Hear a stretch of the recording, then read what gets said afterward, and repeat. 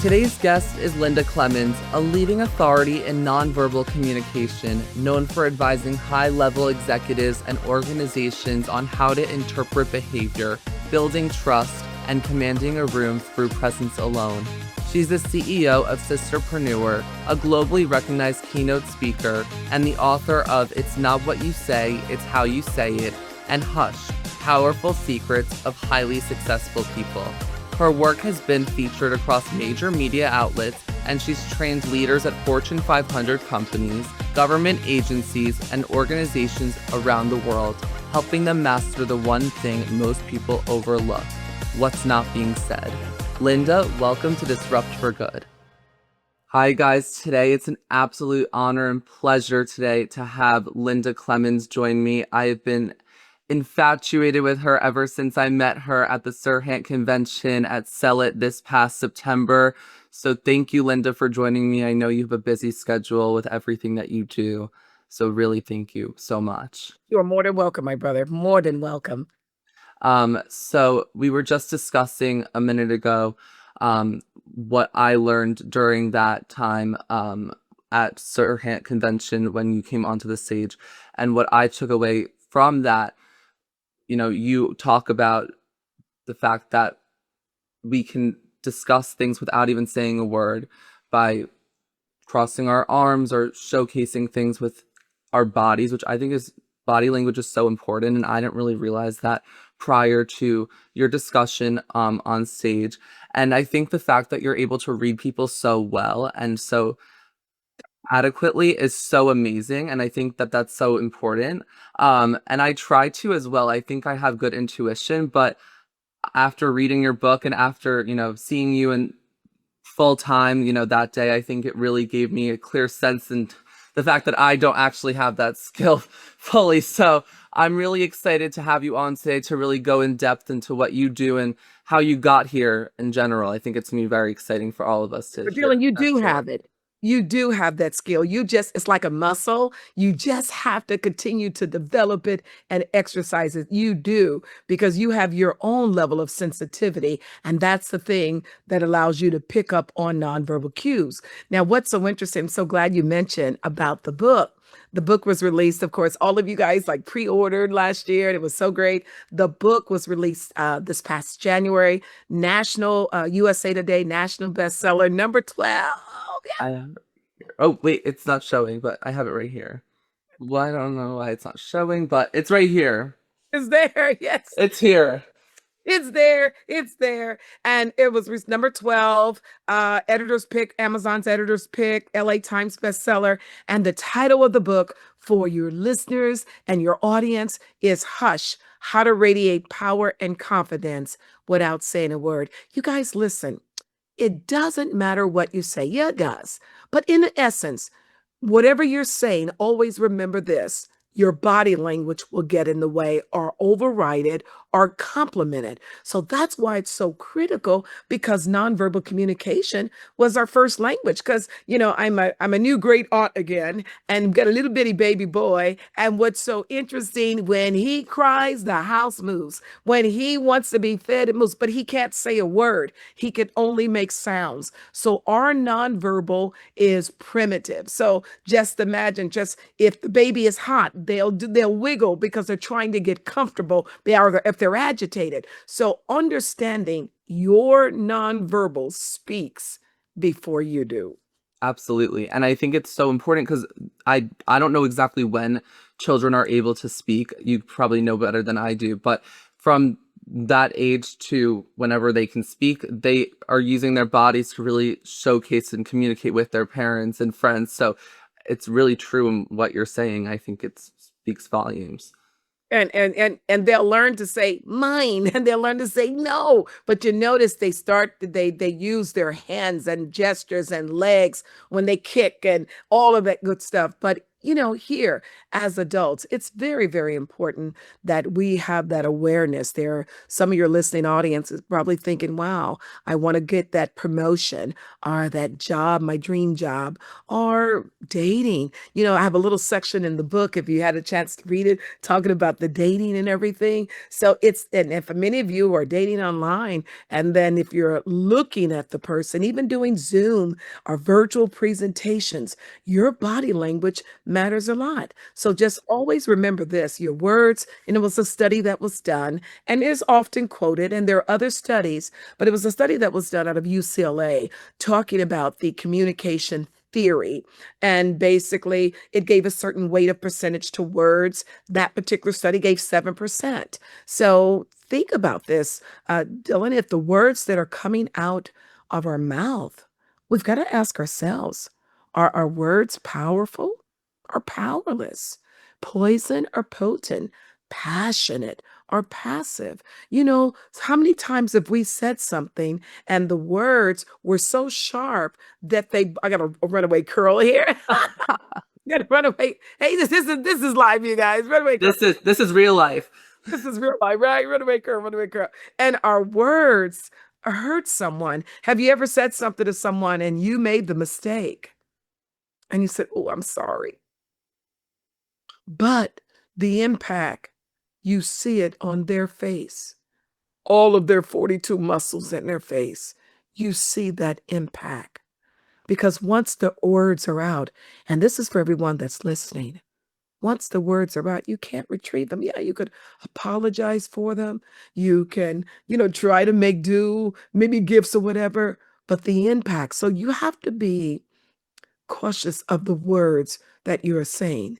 And this is so important. That's why you have certain leaders, certain great orators in history, that their words were able, Dylan, to move people, stir souls, move nations. Words, 7%. Now, what if we don't even speak the language? Now you lose that. Then 38%, according to that study out of UCLA, is our tonality. There's a saying that goes, it's not what you say, but how you say it. But I venture to say it's not what you say and how you say it. It's what they hear.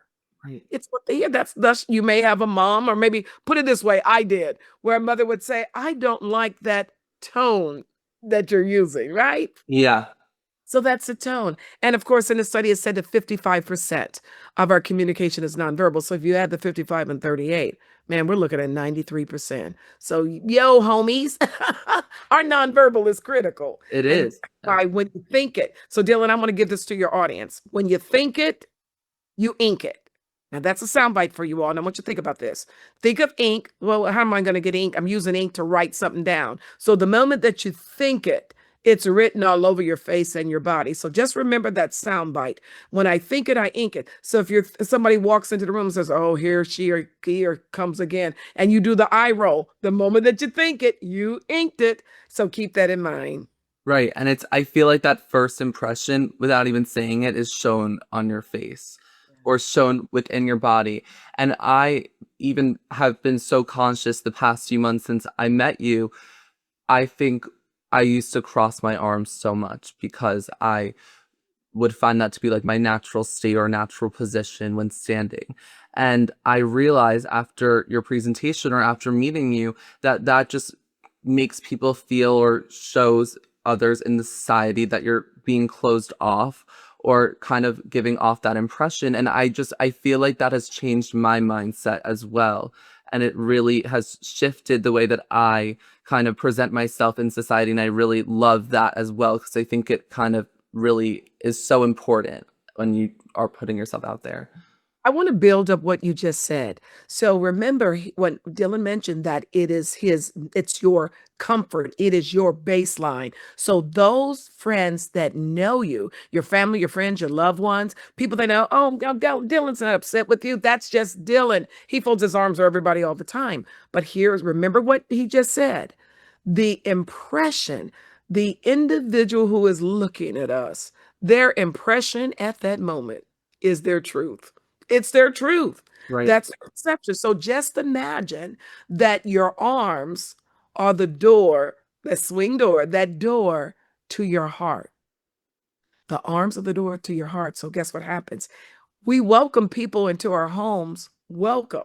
We don't welcome people like this. Welcome to my home. Am I right? Am I Right. right? I think that's universal. Is that global? I think that goes cross cultures. When you welcome someone to the home, number one, you open the door. So the door, the physical door is open. But can you imagine you're standing there at the door and I don't know if the food is burnt or the toast is burnt or the stove's not working. And you'll say, okay, come on in. Welcome to my home. I It's would like, hope they didn't do that. right, right. So remember what you said. So for those that know you, your family and friends, they know that's your base, but a stranger doesn't know that. So when you meet or you're having a conversation with them and the arms are folded because it's blocking off a power zone, which is the heart area, that individual's primitive mind is thinking, oh, okay, they're maybe a little reserved, little closed off. Now, the key thing that is critical for those that are listening, thinking, oh my gosh, I fold my arms all the time. Because I have friends who are in the process of losing weight, Dylan, and they're trying to hide their weight. You know what I mean? So they Yep. fold their arms, but that doesn't mean they're closed off. They're self-conscious. But if I don't know their baseline and I'm meeting them for the first time and my primitive mind sees that, then I'm thinking, wow. But what if I meet them, I walk in the door and their arms are already folded? Remember, their arms are, I knock on the door, come on in, and their arms are folded and they're sitting there at the desk rocking. And I'm thinking, oh, I can't think, well, he's closed off, she's closed off. Because when I walked in, their arms were already folded. So what happens is this: there's some people that when you ask them to help you with a strategic situation to get you out of a jam, what are we going to do? It's the end of the month and we've got to get the shipment out. What do we do? That individual may have to focus, and their focus position may go like this. Okay, let me think. Okay, what are we going to do? So everybody's around them, Dylan, thinking, oh, he's thinking, she's getting deep. May not even know anything what to do, but the fact they're doing this. But what if they did their arms like this? Okay, let me think. Let me think. Look at that. Surrender. Uh-huh. So Right. so what's important is knowing their baseline, their norm, but if you don't know the context of it. So if I'm walking into the room and the gentleman or the woman and their arms are already folded and they're looking at their desk, they're maybe thinking, I don't know what I'm going to do about this. I don't know how we're going to get out of this situation. And there's a different narrative. So it was an impression on me. So I'm looking, oh, the context. Then when I walk in, hi, I'm Linda, then they unfold their arms. That keeps us from prejudging, that gets this world in trouble, and to begin to let loose of some of the biases that we're holding dear. Because if you're human, we all have biases. Man, I could talk about this all day. I'm getting excited here. Me too. I could talk to you all day. I love it. I love talking to you. I want to ask you about some things like in business as well, because I feel like you have such a great insight with people who are in that type of role. And I think they can all use some help in that world right now, especially as society is changing. Real estate agents live in a world of first impressions, open houses, client meetings, negotiations. What are top three nonverbal cues in any profession, even? You think that professionals should master to build stronger relationships with clients? Oh, and thank you so much. Great question. And I've been in sales most of my life as well. And I got to tell you, I believe as a sales expert and body language expert, can you imagine having the mastery of both? And that thing alone, that having that expertise in both areas has helped make me a top producer, number one producer in every industry that I worked in sales. Now, here's what's critical is learning how to build rapport and having an authentic connection. The reason why the authentic, I want everyone to listen now, because when you're in sales, be it real estate or any kind of sales, you know the psychology of the sales process. Oh, you've got that down pat. What I say about the psychology, you're talking about, well, I've got my steps, I've got my script, step one, step two, step three, step four. You've got that down pat. But guess what you don't have mastered? I'm venture to say, maybe some of you do. You don't have the psychology of the consumer buying process. Because let me ask you this. I want you all to think about this. For those that are in real estate and those that are in sales, just imagine you're meeting the client for the very first time. And you go, okay, let's go. You're showing them a home. They're looking at the home and everything, and you say to them, okay, let's get the paperwork started. You're ready to go ahead and get the financing. Whoa, whoa, whoa. Why would they go be offended? Why would they say, whoa, whoa? Because you went out of order of the psychological buying process. So you went straight for the close after hello. Oh my gosh, that's a whole session, Dylan. That's a whole session. So then you wonder why, oh, you know what? We've got to think about it. I've got to wait because you are not building the rapport and making sure that your psychological process matches the way they purchase. And that alone we can do a whole session on. So in addition to building rapport, in addition to keeping open posture when you're asking them to give you information. So watch this. So what price range are you looking at? Look at this. Now this could come across judgmental. Right. You know, I mean, think about this. You're thinking about, but Linda, what's the big deal of folding the arms? You tell me. My words, 7%, is saying, so what price range are you looking at? My tone is really not that good with No, it. it's not. Price range you're looking at. And then on top of it, the body language is matching it. So all three are congruent. So I'm thinking, you know what?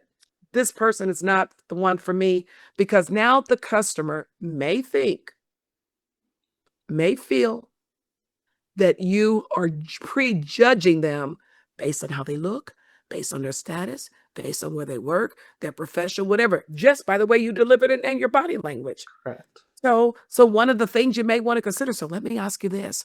What is the budget for your dreams? What is the budget for your dream home? What is the amount of money that you're willing to invest for your dreams? So I'm just going to phrase it differently, but look at how my facial expressions, what do you see? It is opening them up. So one of the things you want to make sure is have an open a posture, facial expressions open. Be careful of your eyebrow flashes, going up like, okay. Only do that when they give you like good intel, good information, like, wow, that's great. So your kid graduated with honors. That's good. Look at that. Excited, intrigued, and being aware of that because here is the thing. They know you're trying to sell them something. They're there to buy something. So we all know that. So let's just respect each other.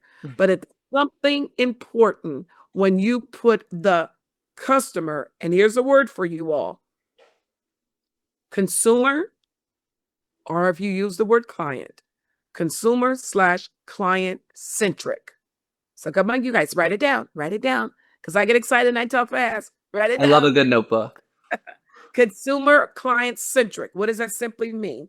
Putting your client in the center focus of the entire presentation that is built around them. And what is the key thing that keeps them from feeling like, yeah, I'm just like one of your other clients or customers? When you deliver your presentation in the authentic place with genuine care and excitement, Right. and deliver it in conversational tone so it doesn't sound pitchy. That's key. I think they want to also feel what you said, like the only client or the only person that matters in the room, which is so important. And Ryan always emphasizes this, but I think it is so important. People hate being sold, but love shopping with friends. And I think it's so true.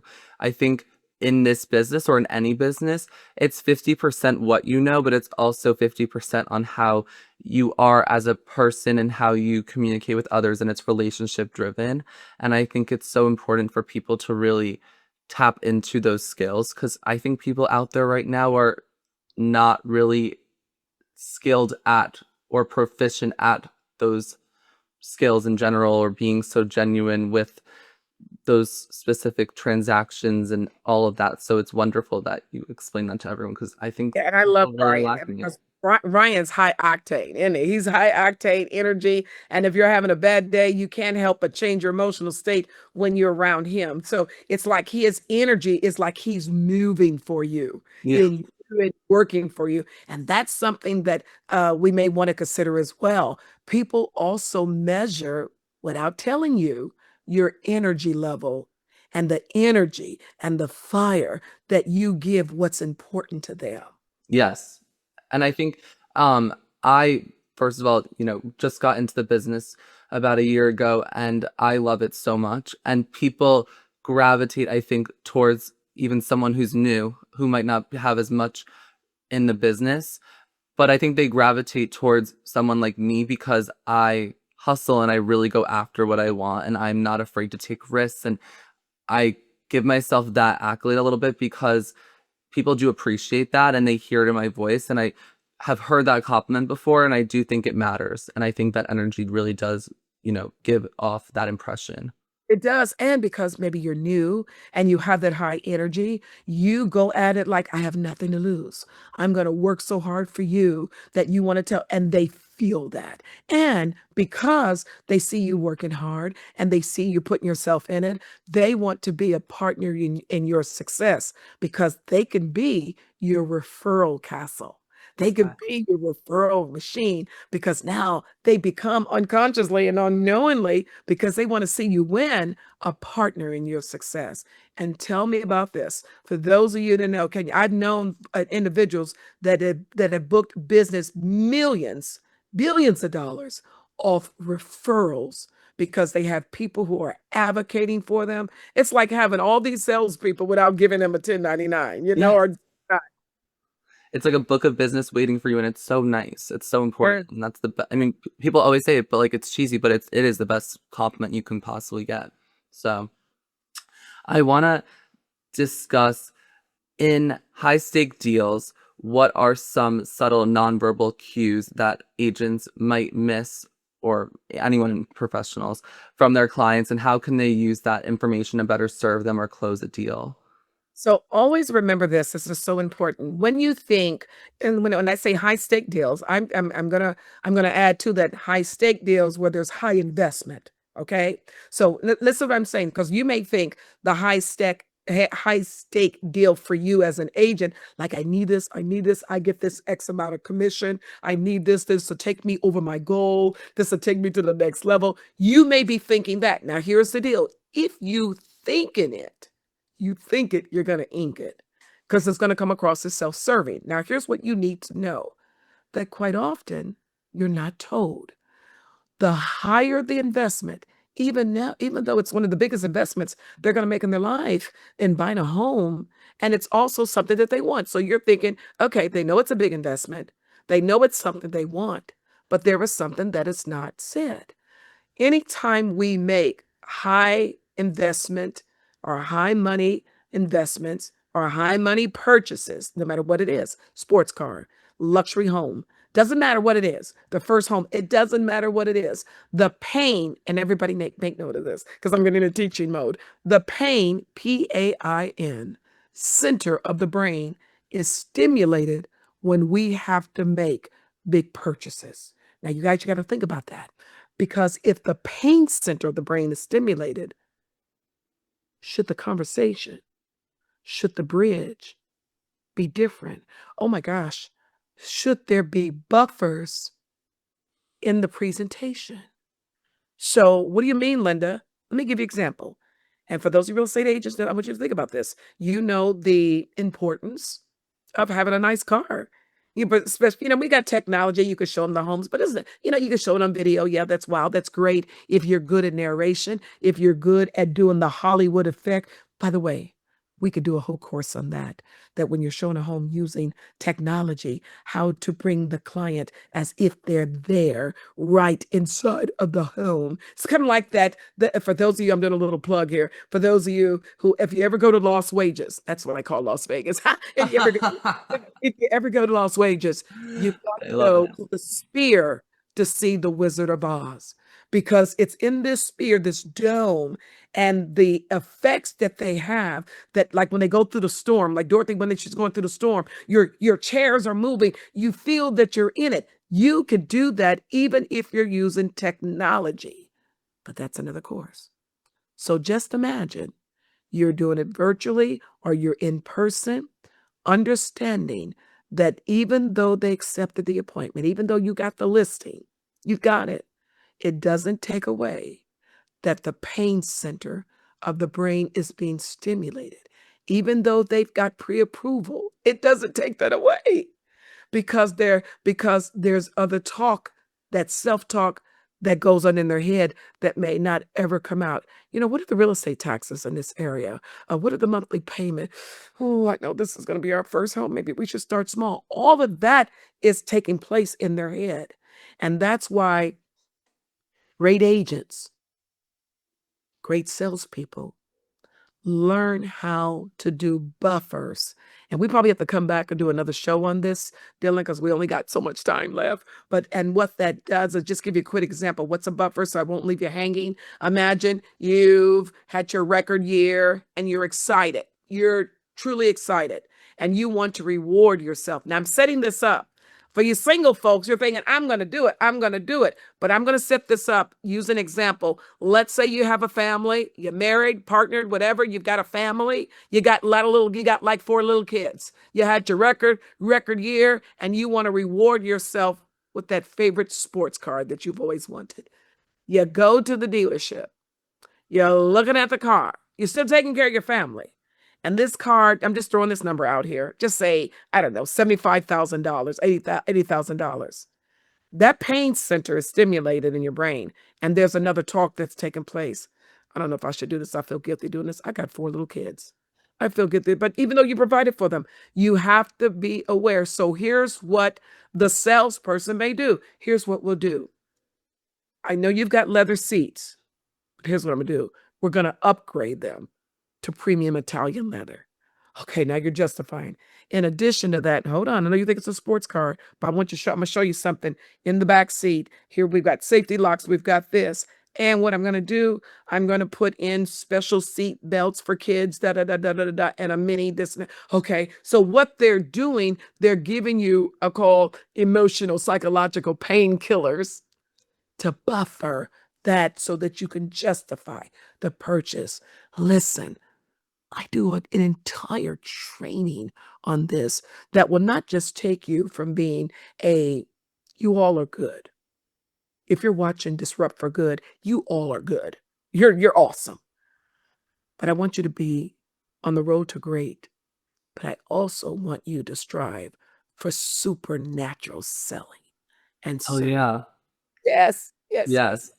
I could talk to you all day long. You're amazing. I wouldn't be doing my job, though, if I didn't ask you a little bit. I know you have a minute, but what exactly, or how did you exactly get to this path for our audience to kind of hear your story for a minute? Absolutely. I've been in sales. When I say all of my working life, I've been in commission sales. So for everyone out there listening, I know what it is to be able to sell on commission only, because I've been in my industry for over 4 decades. So if you all see me, you think, oh my God, that cute little young thing she doesn't look at, but for over 4 decades. And I always had a natural love for people. Because I had a natural love for people, I was always 100% present when I'm in their presence. And then I began when I start creating a list of all my master questions. A friend of mine said, you should do a book, because I was in the resort industry for over 4 decades. She said, you should do a book of all the power questions that I would ask my clients. You all are probably thinking open end, closed end, but there were some other heavy duty questions that I began to test, Dylan, and didn't know. It was just my own test. It wasn't a scientific test. It my own test that I began to test it on my clients. And I noticed here is a series of questions that whenever I ask this particular question, oh my gosh, all of these people would have the same physical reaction. And I would keep a sales journal that I would know what questions to ask at different parts of the presentation. I was the number 1 candy seller in my school. I've I'm been, not I've surprised. been into sales all my life. So it was later on in the mastery of nonverbal communication that I had the chance to sit at the feet at some of the best behavioral experts in the world, to the point television shows were made in their honor, if you will, their story. And I took my natural skill, got the science behind it, and guess what? I began to slay in my lane. You really do. You are incredible, Linda. An absolute honor to have you on today. I can't thank you enough. It was really a treat talking to you always, and I could talk to you for days and learn from you so much. And I already have today and from September. So again, thank you for your time. It really has always been invaluable to hear from you and learn from you. So Well, you've been a great host. You're going to be awesome.